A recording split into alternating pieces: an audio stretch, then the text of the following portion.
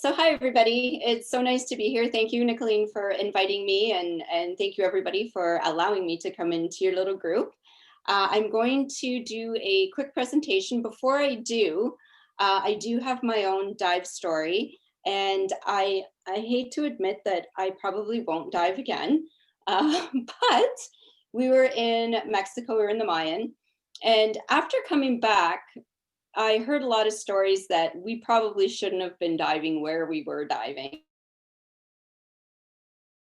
but whatever, it was Mexico, right? So they kind of don't really do everything the way a lot of countries should.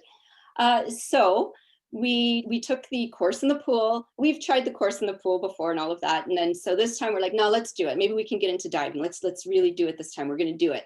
And so we went in. We did the whole pool course thing. Came out, did like I don't know, a few hours on land, all of that fun stuff, or the on land first and then the pool, whatever it was. And then they're like, okay, we're going to a cenote.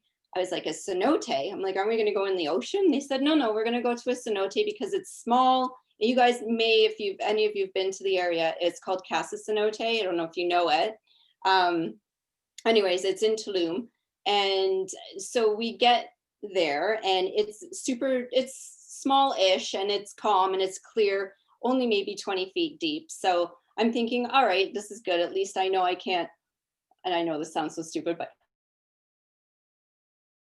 fall down any further and go deeper than 20 feet because I was nervous. So we get in, we go down, we're all like, okay on the bottom, all of that fun stuff. And so they're like, okay, let's go. And they said it'll be about 30 minutes. So we went into the cenote, not into a cave, just it was open. So I know you can't, or you're not supposed to go into a cave if you're not certified. So we went through and I had just kind of come to the point where I'd had enough. I was done. I just wanted to breathe normal air. So I popped up to the top the way I was supposed to. And one of the dive instructors followed me and, are you okay? Is everything good? I'm like, yeah. I said, I'm just done. Like, I'm done. And she goes and she's like, are you okay with animals? And she's like looking beyond me. I was like, oh God, what's behind me? She's like, no, seriously. She goes, you're okay with animals, right? And I go, can you just tell me what's behind me, please? She's like, no, I just want to make sure you're okay. I'm like, it's like, sure, I'm fine. There's a crocodile behind you. I was like, excuse me, what? She's like, I am so excited because I heard this baby crocodile lived in this cenote and now I get to see her. And I turned around and sure enough, I don't know, maybe like 3-4 feet long, there's this freaking crocodile out of the water sitting on like the mangroves. And there's absolutely nowhere for me to go, or anybody for that matter, because it's all cenote stuff around. Like you had to swim all the way back out. I was so calm, cool, and collected. I just said, let's just swim away.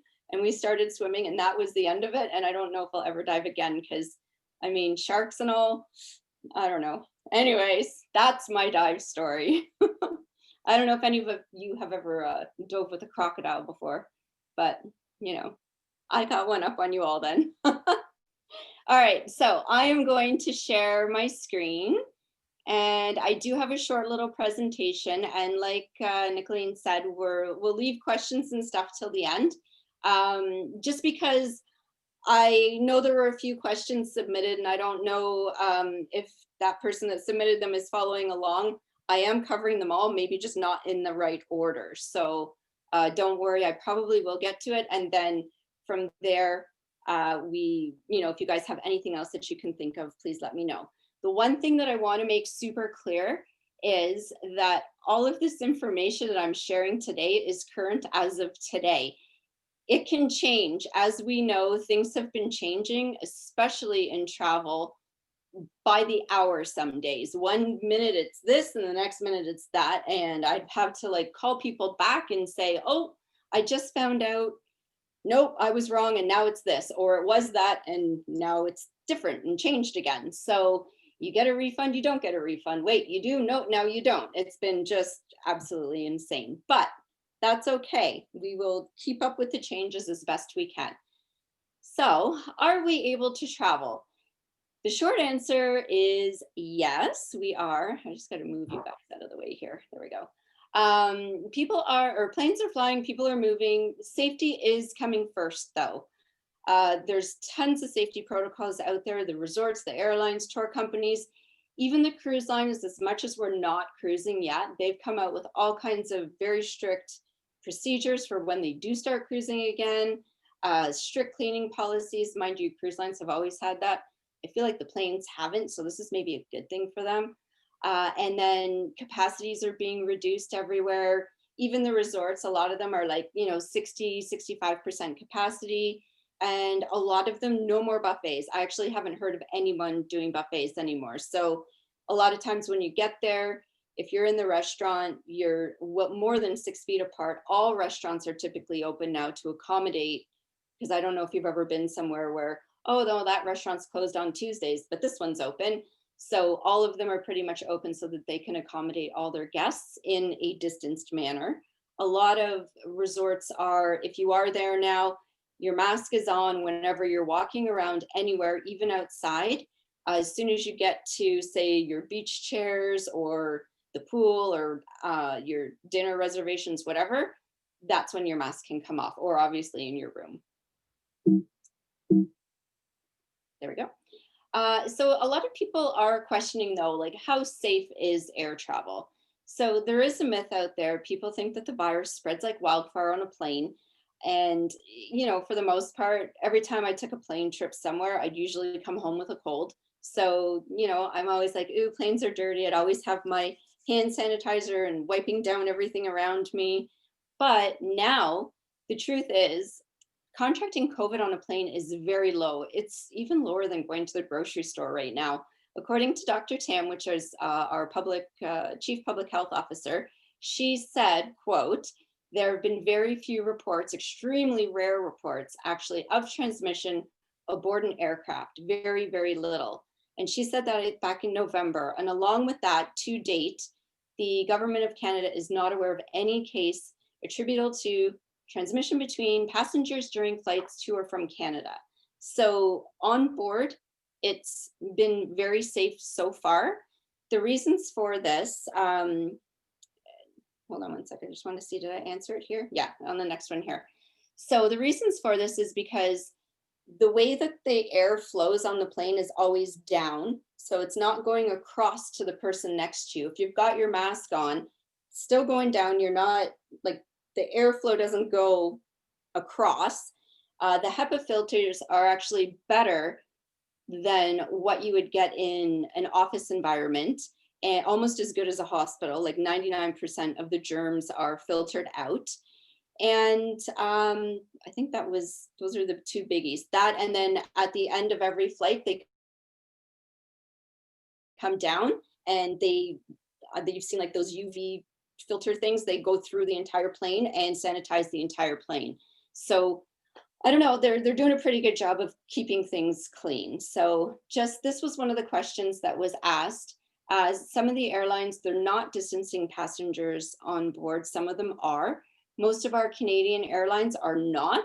They're, again, like, there's no proof that on a plane, all of this stuff that I just mentioned about the airflow and everything, they're not feeling that they have the need to have to distance people.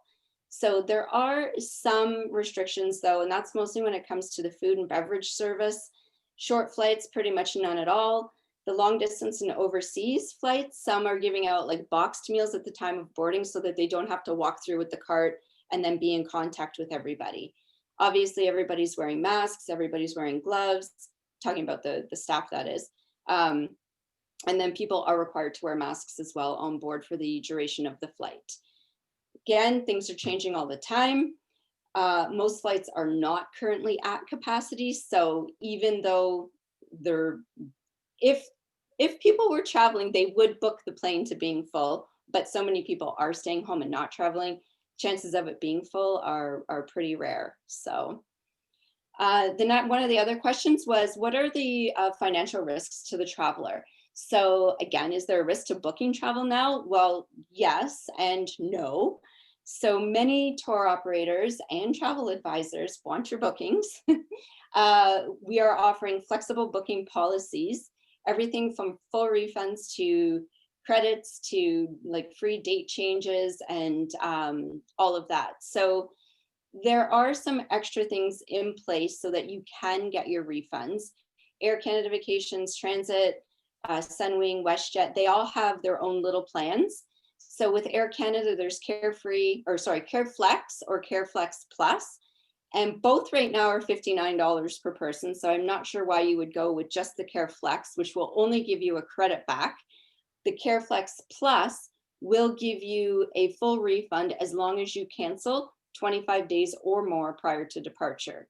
And that is back on your credit card, cash, however it was that you paid for that trip, you will get a refund. It's not a credit. What else was on the CareFlex is they're all a little bit different. So I did write them down here.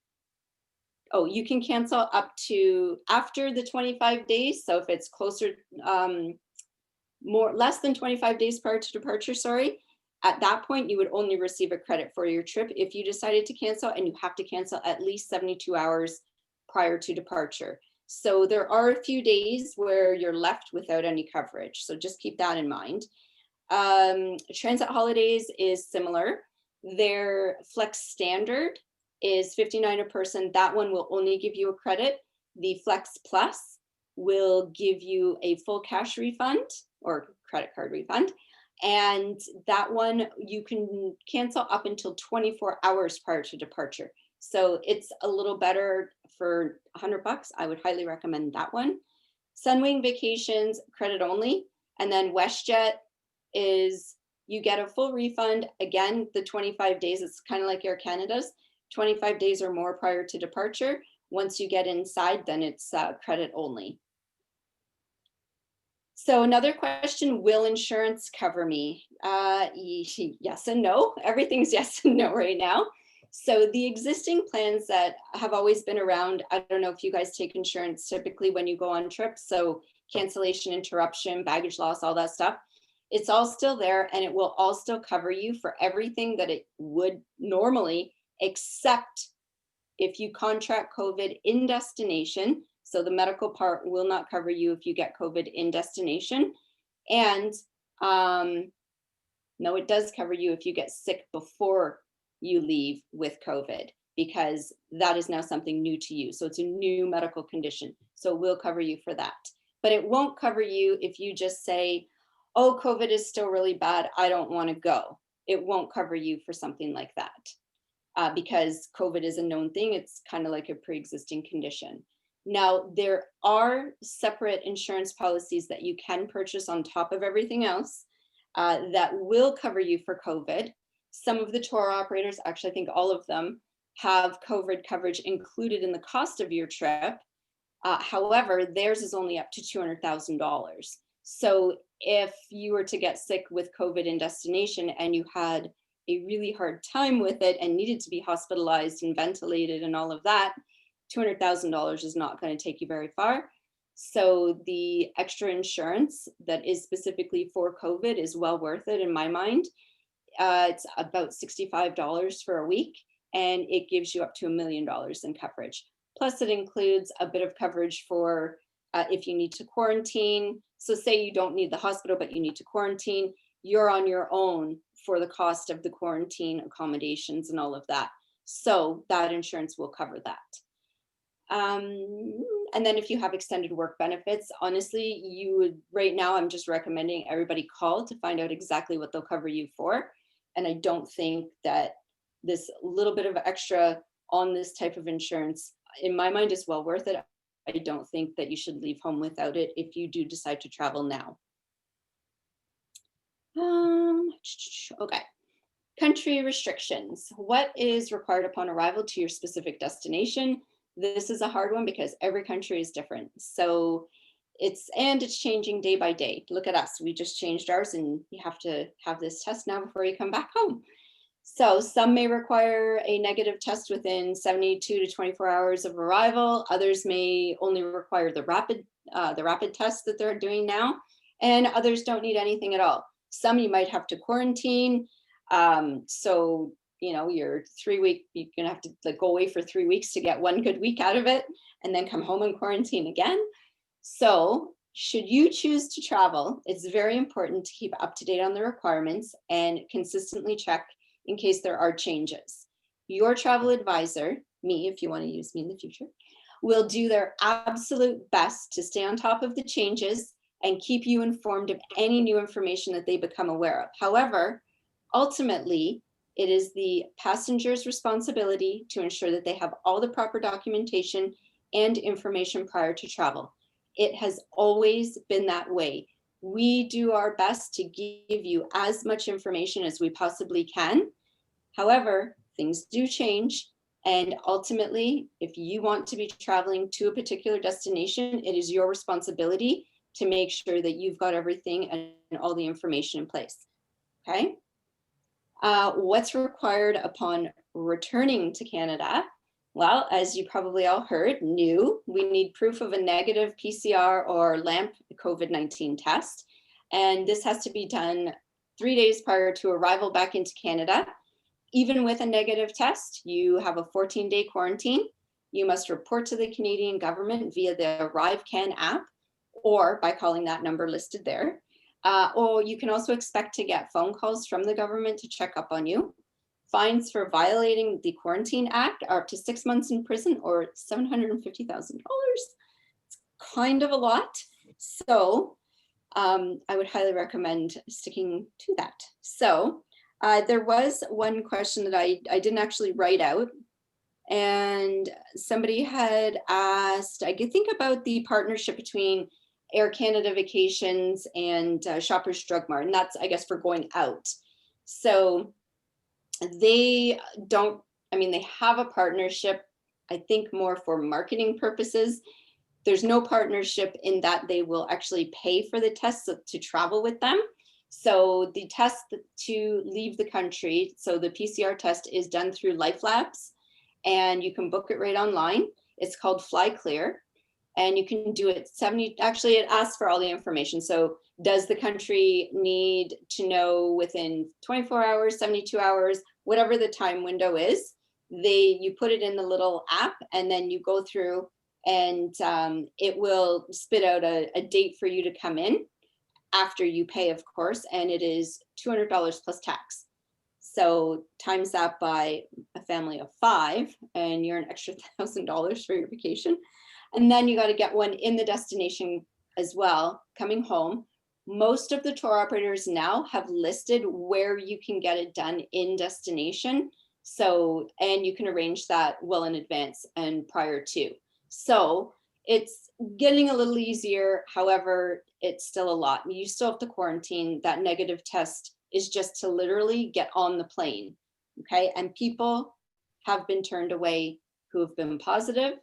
And or didn't have the test done, and it's all up to them and on them money-wise to either go to the government approved facility where they're going to be quarantined if they are positive, or find themselves accommodation and wait until they can get a test to come home. So you need to be careful with that. So are you ready to go? Well, no, probably not, and that's okay. Not everyone is comfortable traveling now. I totally get it. I don't even know that I'm comfortable anymore. I was a couple months ago. Now I'm like, I think I just need things to settle down a bit. But of course, we can plan now. Travel is amazing for your mental health, and knowing that you have a trip planned and ready to go, it just, I feel better because I do have one booked. I've got it booked for the end of November. So I just keep praying that we do get to go. Anyways, having something booked is always something to look forward to. And I think I may have missed a question somewhere. Hold on. Oh, what happens? Okay, so another question here was, what happens if upon arrival into Cozumel, a passenger is found to have COVID-19 warning signs? Again, as I said earlier, you will be required to go to whatever government chosen facility, probably a hotel, but still, wherever they say you're going, to quarantine for 2 weeks and or wait until you get a negative test, all at your own expense. So you got to be careful with that. And then the other question that I had that I don't think that I wrote anywhere was, will Air Canada start to offer post-flight vacation COVID-19 tests in Ontario like they are in Alberta? And I'm sure you guys have all heard that Doug Ford has approved that, so it is in Toronto now. Although it's still kind of in the pilot phase. So it's more of a testing thing. Not, sorry, testing. Yeah, it's a testing thing. You know what I mean? Like it's not out there to say that, okay, now you don't have to quarantine, or now you can go do whatever it is that you want. It's still kind of in that trial phase. That's the word I was looking for, was trial. I do have a couple of trips. They're not dive related. I just want you to know that they are out there and people are booking them. So it's kind of nice. They are for 2022.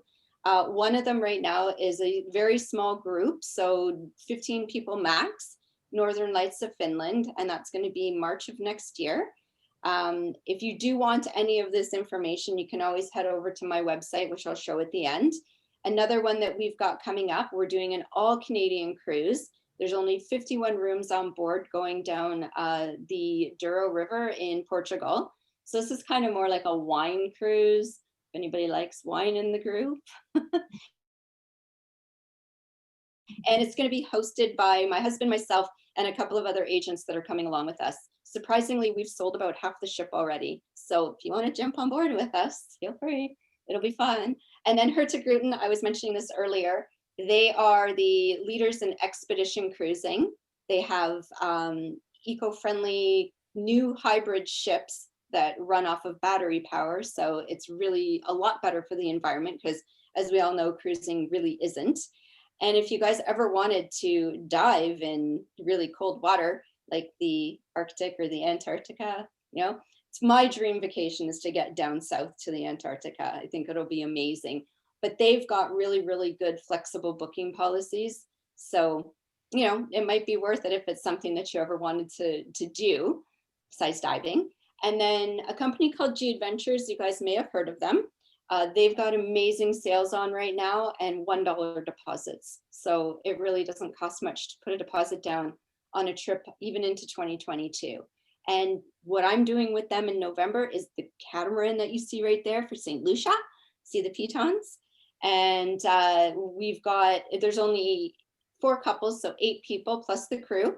So if you guys are divers and you go with all people you know, you can make your own itinerary and do your own diving, as long as you have your own equipment, because they don't have the equipment on board. And that is it. Thank you. And there's my contact information. And no, that's not me.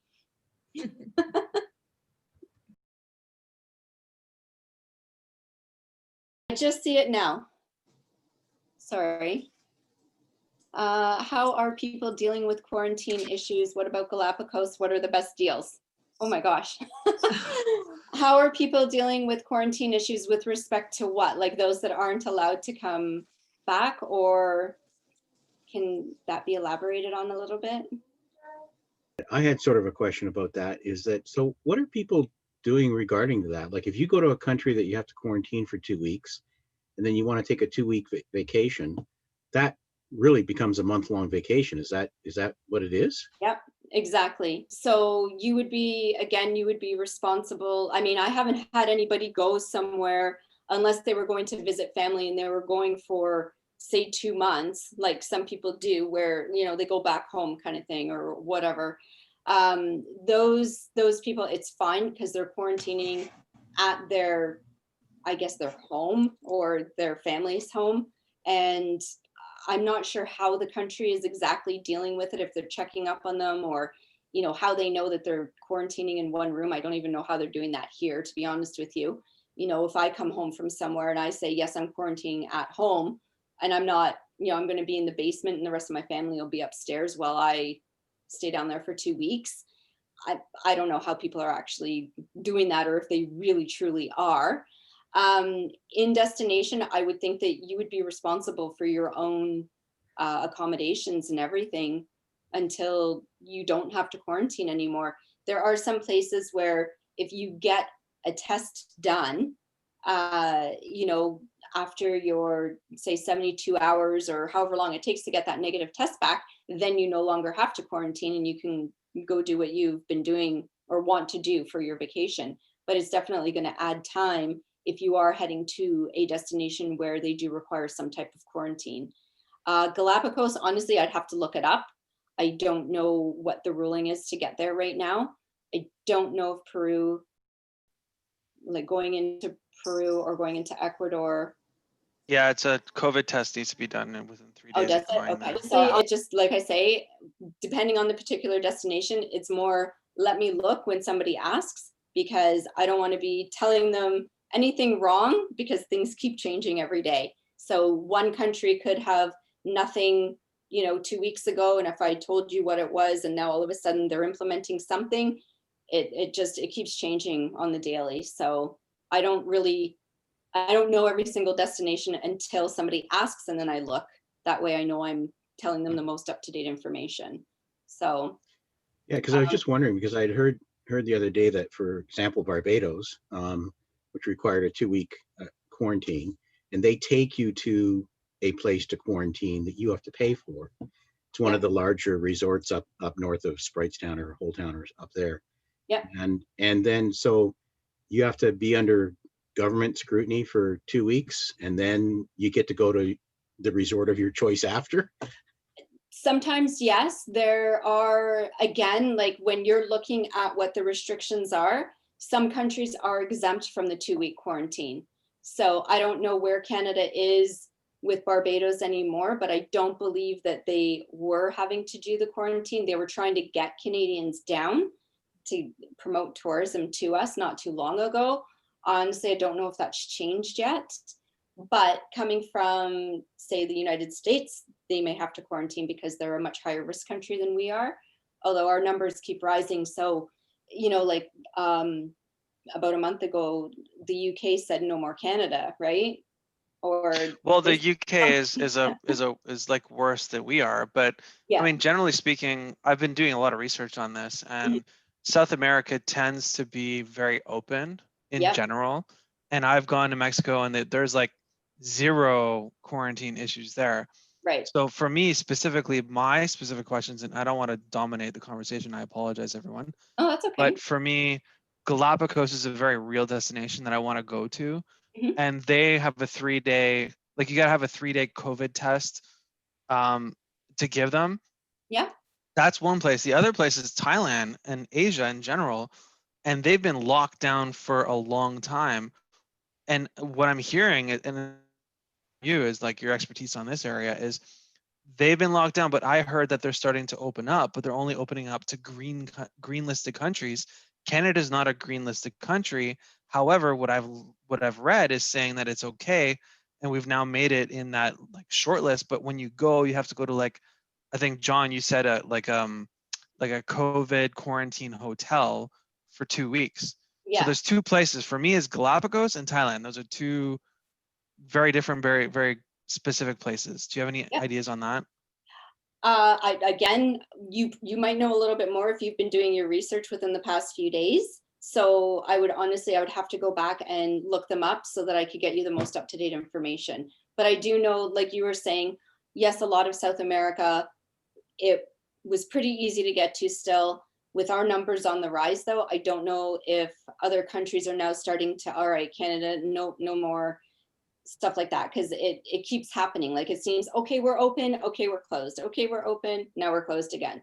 So that's what makes it difficult to even book now, because it is what it is today, and then a week or two from now it could all be different, and you've got your plane ticket booked for another 2 weeks from then.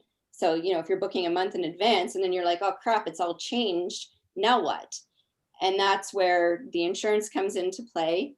So hopefully you don't have to take a credit and can get a full refund of your money. And or you have to be comfortable with getting a credit that you're going to use at a later date, because it's just so uncertain right now. A lot of the airlines, if it is just air only and stuff like that, a lot of them do now have where it can go into a travel bank. Some of them are offering refunds. It also depends on the fare that you book. If you're booking the lowest economy fare, typically it's going to be non-refundable. If you book something like a flex fare, or even, I know going into business class can be a little pricey, but those tend to be refundable. How So have you seen the insurance? Like I'm sure all of us right now, we're all thinking like if we travel and we get hit by COVID and we get the COVID insurance, which is typically included, like Air Canada always includes COVID insurance, and you actually get hit by COVID Yeah. and you're in a foreign country, you don't have the Canadian healthcare system there to help you. So have you seen any cases where the insurance kicked in and helped the individual and they were like free and like scot-free? Not particularly for COVID yet, because again, I haven't had very many people traveling. I can ask and I can follow up on that if any of my fellow agents have. None of them on my team. I have a team of 10 people. Nobody's had that happen yet.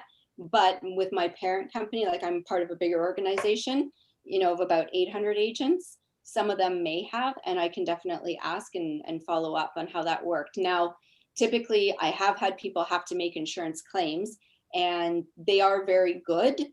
Sometimes it's a little difficult to communicate because you are in a foreign destination and all of that. The other thing that you want to think about is, even before you go, is what are the medical facilities like there? Can they handle me? Like, will they be open to me, or are they gonna, I hate to say it, but save their own first? And now I'm a foreigner coming in, and, are they going to just say bye-bye? Or they may look at you and be like, oh no, get him in here because he's got insurance and we know we can get all the money from the insurance company. I hate to say it.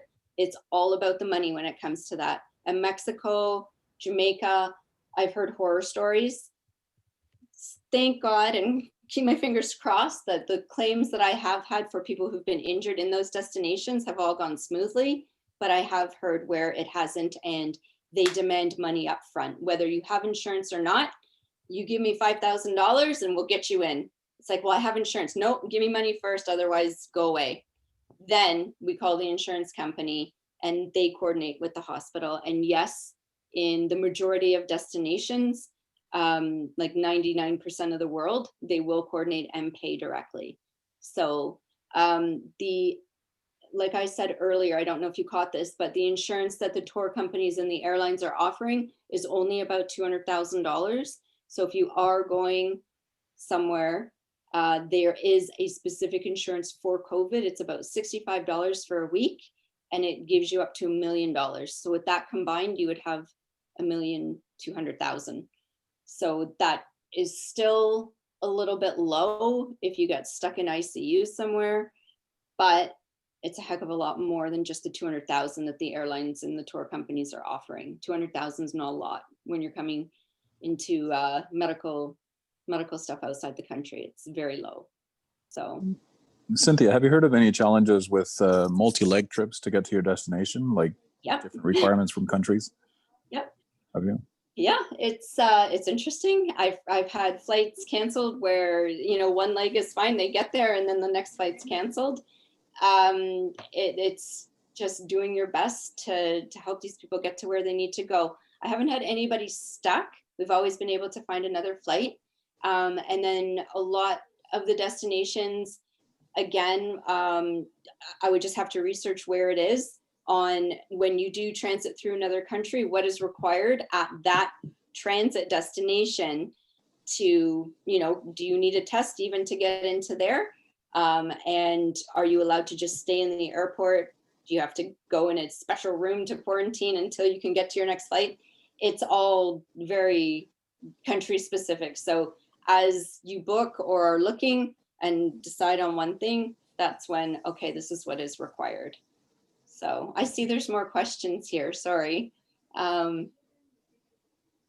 If you are coming back from a destination, no PCR testing, and you take additional insurance, are you covered for the cost of quarantine in Toronto? Nope. They won't even let you on the plane right now. There have been people stuck in destination where they won't let them on the plane until they get a COVID test, and it's all at their own expense. Insurance will not cover you coming back because it's now, again, it's a known thing. You're supposed to have this test. So why didn't you get it done? They're not going to cover something like that. Now, there are, like I said, Jamaica, there was issues with Jamaica, and there was a lot of Canadians in Jamaica that did need to get back. So they made the exception and extended it where they wouldn't need this testing until, I think it's like January 22nd or something like that. So there are a few countries that you can get exempt from having to get the testing done. But if that happens, my understanding is you then have to go to the government facility that they choose, whether it's a hotel or some kind of facility.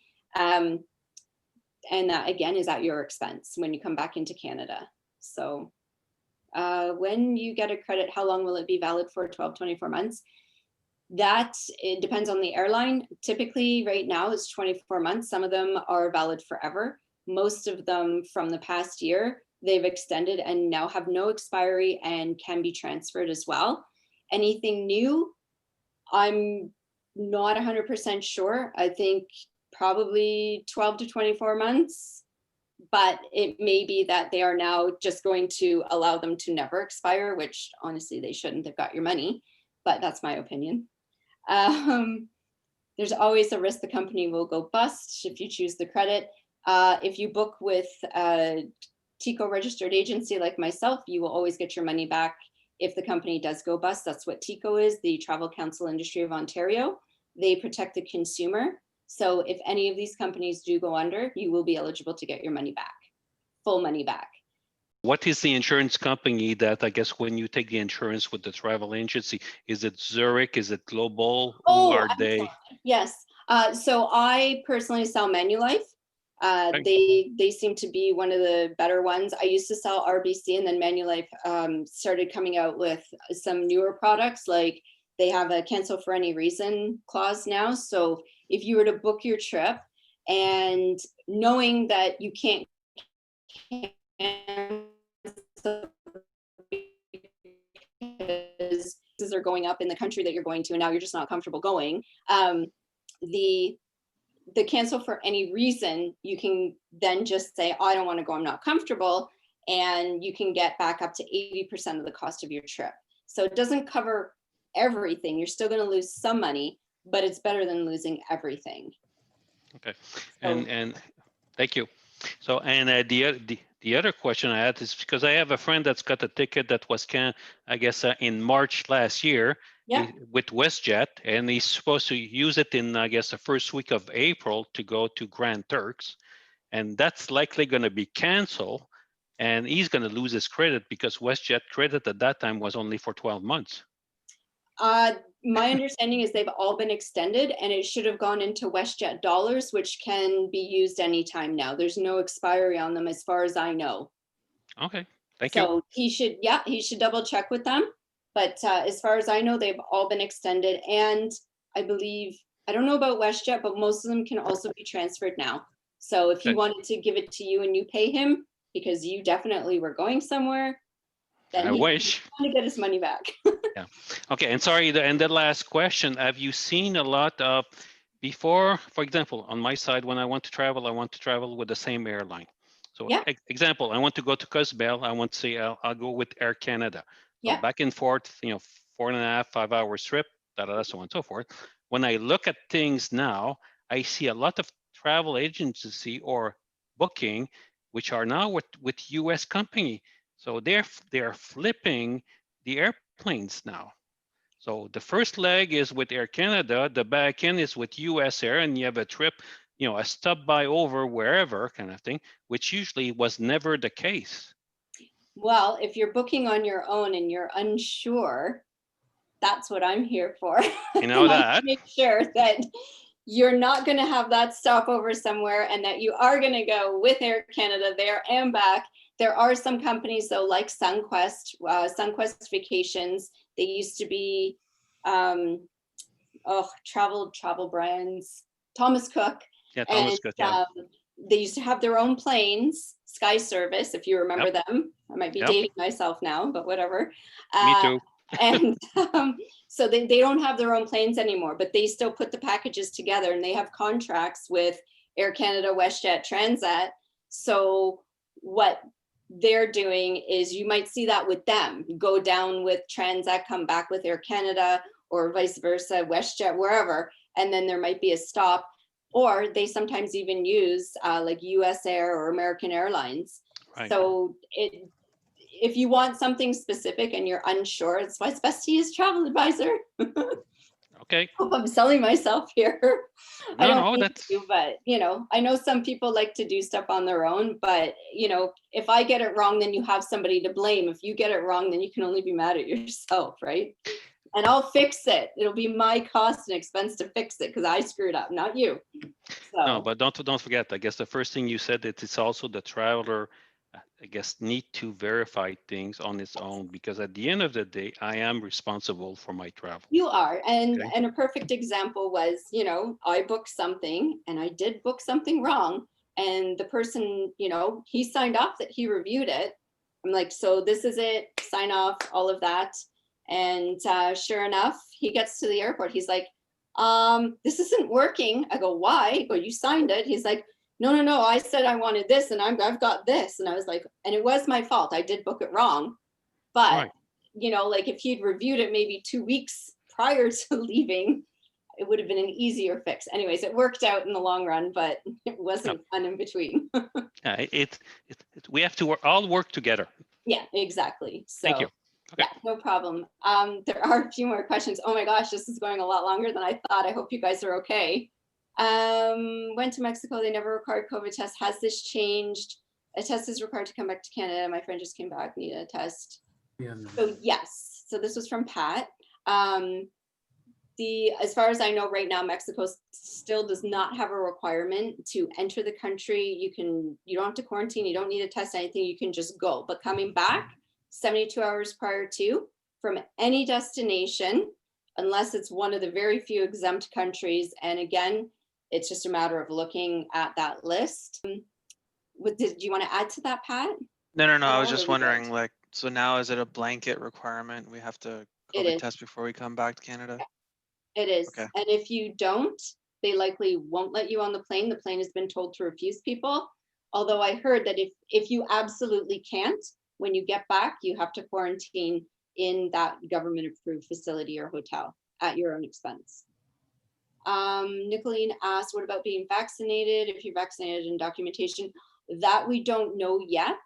There is discussion going on about it, but I don't know if the vaccine, I'm hoping, is going to be, like you almost have like your health passport and it shows that you've got the stamp that you've been vaccinated. I hope that is going to be the lifesaver in our dear industry here, that we can get traveling and rolling again. So I'm hoping, but it is in discussion. I guess I just have to wait and see and how that's all going to work too. So yeah. Okay, Any more thanks. questions? But my point about that is, what do you see from a pricing point of view? Because now you look, for example, Cozumel trip, I guess 1 week, all inclusive, $1,400 Canadian, right? I know. Plus minus, yeah. What do yeah. you see for the back end of the year? Do you see things going back to the $1,600, $1,700, $1,800? Because everybody will want to travel now, right? So it's gonna, I really don't know what's gonna happen, but it's gonna do one of a couple of things. There's either gonna be amazing deals because they wanna get as many people out there as possible and start collecting money again, because obviously the industry's having a really difficult time surviving this. Or it's gonna become a huge luxury and they're gonna be charging through the nose. Supply and demand, if there are that many people that want to get in the air and the demand is high, the prices are going to shoot right up there. Right now they're low because nobody's traveling. So, I mean, from a money standpoint, it's the perfect time to go. I mean, I sent a couple away over Christmas, the most expensive time of year to travel. Where they went typically would go for about $3,500 a person, and they went for $1,600 each. So Wow. it was insane. But I've been looking. I did look at Christmas for somebody this year, and the prices were what they normally are, like without COVID. So around that 3,000-ish a person for, say, like that same destination. That was Curacao, by the way. And yeah, and then I looked into January, February for a group trip, and I didn't see any great deal. And I told them to hold off. I said, I don't want to take your money right now because there's no good deal. And for a group, you can't get all these special little insurances as a group right now. So it's hard to, feel comfortable putting your money down when you know you might lose it. And I don't blame them.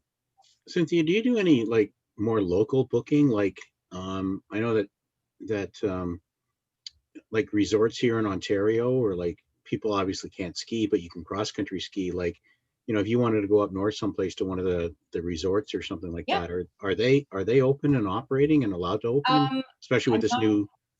Yeah, I don't know what's going on with this new lockdown. I kind of think they're not. But this is all kind of still relatively new, so I would have to look. But I can definitely book, like, Collingwood, the whole Blue Mountain Village there, all those places for sure. I book those. I book them. I don't book them a lot because I do a lot more international travel, but I can do that. And then there are other places up north, like if you go further north, like your couples resort. I don't know if you guys have heard of that one, and other places like that into more cottage country, Gravenhurst, and Halliburton and stuff like that. So I just don't do it frequently, but I do know some resorts up there. So yeah, I don't know if they're open though. I don't know what's going on now with this new lockdown. So I don't think it would be worth going either, because nothing's going to be open. You can't swim. You can't, I don't even know what they're doing for food.